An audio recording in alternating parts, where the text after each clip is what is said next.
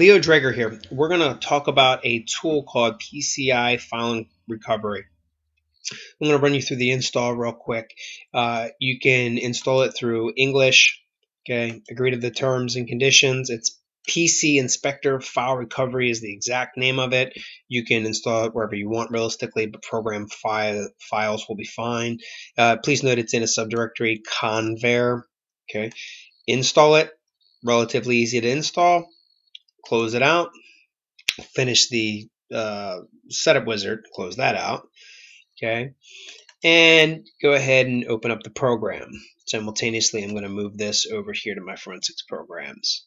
You're probably going to want to run this in English, okay, so recover deleted files, find lost data, and find lost drives. This is basically what you get to do with this right away. So we're going to look for recover deleted files. Okay, so select the logical drive, select the files in the folder deleted, and then of course save your files. Okay, so first thing that it does is it checks the BIOS and a few other checks. It looks for your disk positions here. So in this case, I've got a no-name drive that it found, the Windows C drive, Windows D, which is other business, another other business, and this one. So if you realistically want a comparison of which one's which, you can just go to My Computer and see. In this case, I'm going to be looking for blue USB, which is the F drive, and that's going to be this guy right here. So you can you rescan, you can find logical drives, or you can preview that.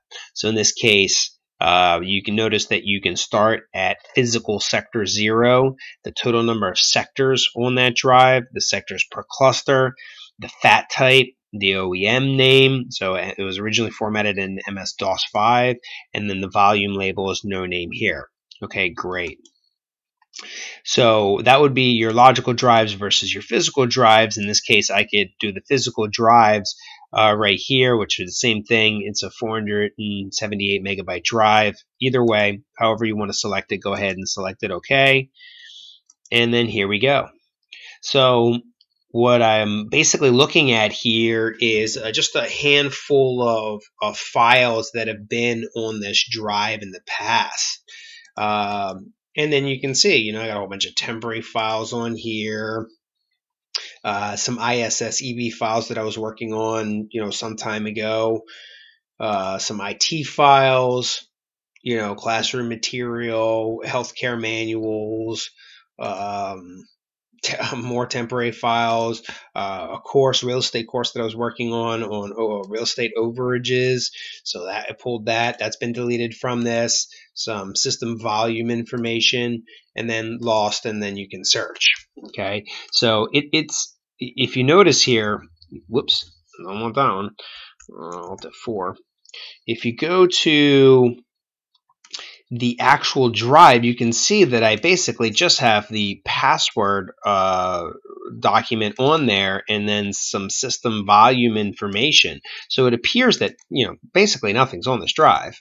But look at all of the stuff that it finds that's previously been there. Okay, and then you could go through and you could see, what is, IT, 001 PDF, or what did I have in classroom material, and things like that. You can right click any of these files, you can save them, you can look at the properties, which really doesn't tell you much. It just tells you more or less the name and where. View as a hex dump.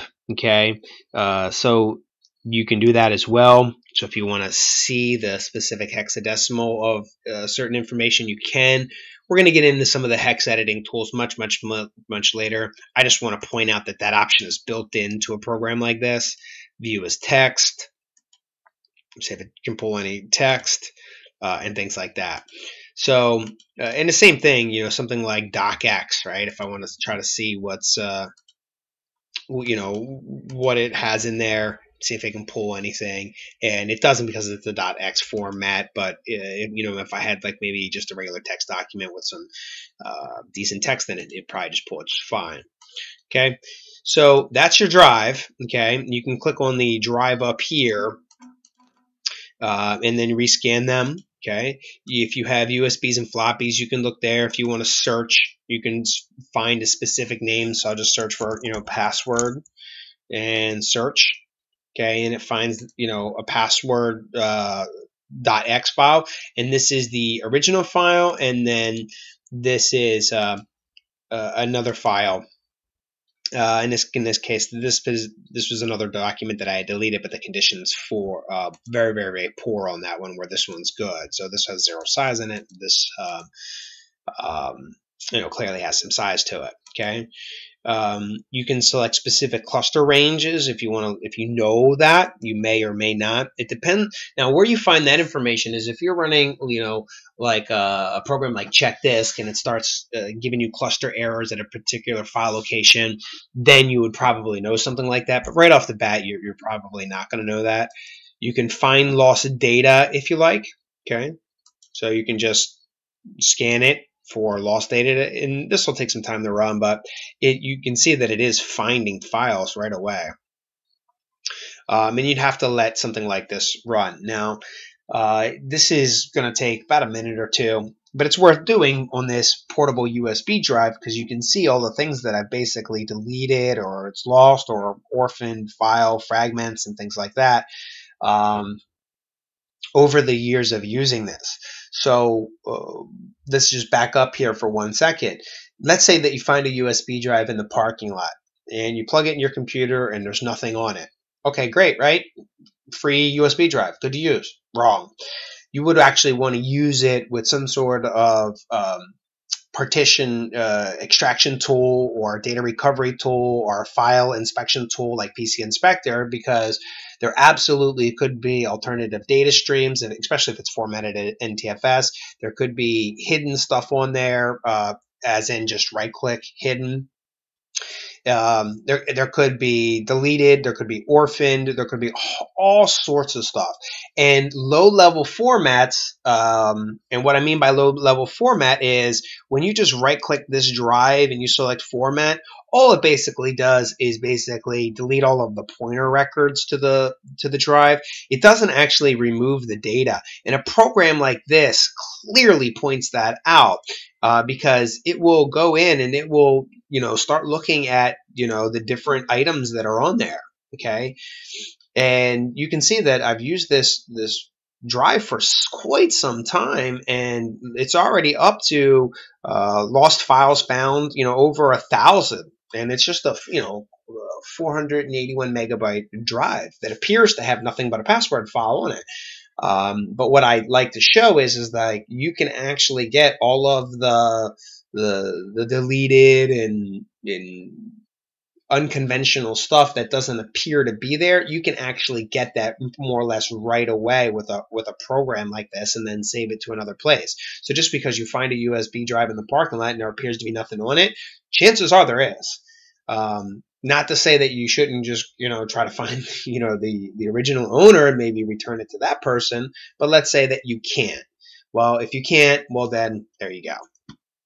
So in this case, I'm going to sort by type over here, and you can see there's a whole bunch of Acrobat files that I recovered from this drive. There's a whole bunch of JPEG files, PNG files, right? Word, Pad, XLS spreadsheets, right? So it finds quite a considerable amount of information. And if you right-click these, you can save them. You can view them as a hex dump or text drive again, okay? So before you stick any drive into your computer that you found in the parking lot, you may want to use a drive like or a program like PC Inspector to inspect that drive and see if you can't recover some of the deleted, orphaned, or lost information from that drive. Very, very easy program to use. It's definitely one of my favorite, more of my go-to programs for a quick forensic inspection of, hey, what's on that drive? So try it out. Give yourself a little practice. Build your hands on. It's PC Inspector File Recovery. Hope you enjoyed it. My name is Leo Dreger, and don't forget to check us out on Facebook, LinkedIn, YouTube, and Twitter.